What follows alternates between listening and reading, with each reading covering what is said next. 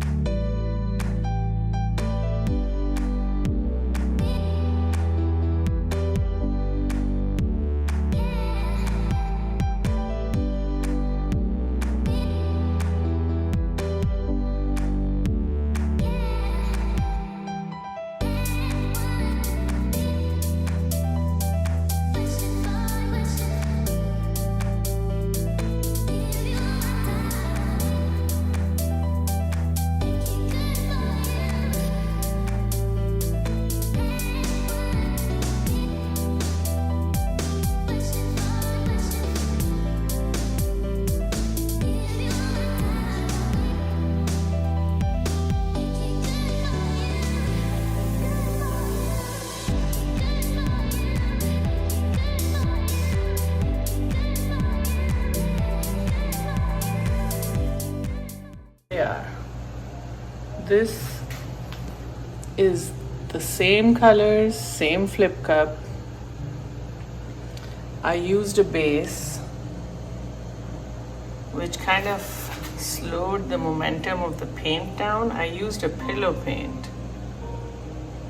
So I got lots of cells, no doubt about it. But none of them are the classic. Maybe a few of them here and there, but none of them are the classic cells. So this is the first one, and then we come to the same combination of colors, same layering of colors, no base, and we get ourselves the classic pour cells.